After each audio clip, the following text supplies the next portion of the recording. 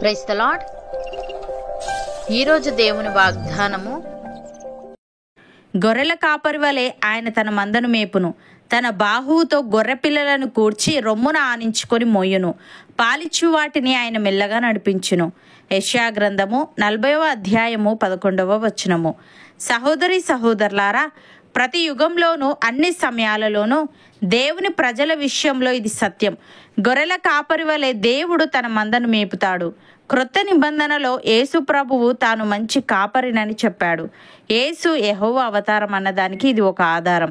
క్రీస్తు విశ్వాసులంతా ఆయన గొర్రెలే. ఆయన వెల ఇచ్చి కొనుక్కున్న స్వార్జితం. వారు స్వభావ సిద్ధంగా ఆయన గొర్రెలు కారు గాని వారి హృదయాల్లో దేవుడు జరిగించిన పని వల్లే వారు క్రీస్తు స్వరాన్ని విని ఆయనలో నమ్మకముంచి ఆయన్ను అనుసరిస్తూ ఉంటారు. గొర్రెలకు తప్పనిసరిగా కాపరి ఉండాలి. కాపరి అంటే మందను కాచేవాడు, మేపేవాడు, లేక నడిపించేవాడు, గమ్యానికి చేర్చేవాడు.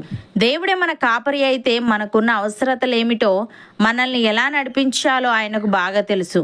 చిన్న గొర్రె పిల్లలను ఏ రీతిగా పెంచాలో, బలహీనమైన వాటిని ఎలా సంరక్షించాలో, గాయపడిన వాటికి ఎలా కట్టుకట్టాలో, నడవలేని వాటిని ఏ విధంగా తన భుజాలపై మోయాలో అన్నీ ఆయనకు బాగా తెలుసు. యేసయ్య ఈ విధంగా అంటున్నాడు, నేను గొర్రెలకు మంచి కాపరిని. మంచి కాపరి గొర్రెల కొరకు తన ప్రాణము పెట్టును. జీతగాడు గొర్రెల కాపరి కాడు గనుక గొర్రెలు తనవి కానందున తోడేలు వచ్చుట చూచి గొర్రెలను విడిచిపెట్టి పారిపోవును. తోడేలు ఆ గొర్రెలను పట్టి చెదరగొట్టును. జీతగాడే గనుక గొర్రెలను గూర్చి లక్ష్యము చేయక పారిపోవును. నేను గొర్రెల మంచి కాపరిని. తండ్రి నన్ను ఎలాగున ఎరుగునో, నేను తండ్రిని ఎలాగు ఎరుగుదునో అలాగే నేను నా గొర్రెలను ఎరుగుదును. నా గొర్రెలు నన్ను ఎరుగును, మరియు గొర్రెల కొరకు నా ప్రాణము పెట్టుచున్నాను. ఈ దొడ్డివి కాని వేరే గొర్రెలను నాకు కలవు. వాటిని కూడా నేను తోడుకొని రావలెను. అవి నా స్వరము వినును. అప్పుడు మంద ఒక్కటియు గొర్రెల కాపరి ఒక్కడును అగును అని. ప్రియులారా, క్రీస్తు మన కొరకు బాధపడి మనము తన అడుగుజాడలేందు నడుచుకొనున్నట్లు మనకు మాదిరి ఉంచిపోయెను. ఆయన పాపము చేయలేదు. ఆయన నోటను ఏ కపటమును కనబడలేదు. ఆయన దూషింపబడి బదులు దూషింపలేదు.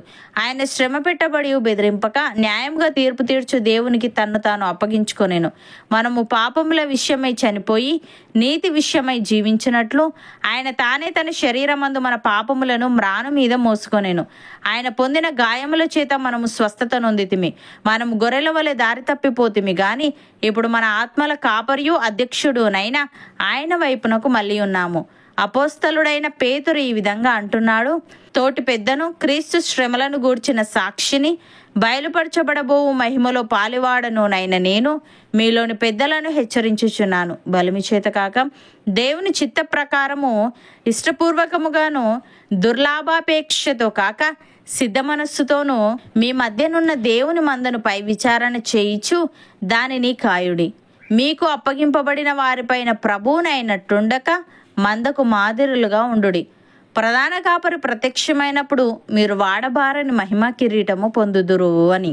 సహోదరి సహోదరులారా, గొర్రెల గొప్ప కాపరి అయిన యేసు అను మన ప్రభువును నిత్యమైన నిబంధన సంబంధమగు రక్తమును బట్టి మృతులలో నుండి లేపిన సమాధానకర్తయగు దేవుడు యేసుక్రీస్తు ద్వారా తన దృష్టికి అనుకూలమైన దానిని మనలో జరిగించుచు ప్రతి మంచి విషయములోనూ తన చిత్త ప్రకారము చేయుటకు మనలను సిద్ధపరచునుగాక. యేసుక్రీస్తుకు యుగయుగములకు మహిమ కలుగునుగాక. అవును అన్నవారు నాతో పాటు ప్రార్థనలో ఏకీభవించండి.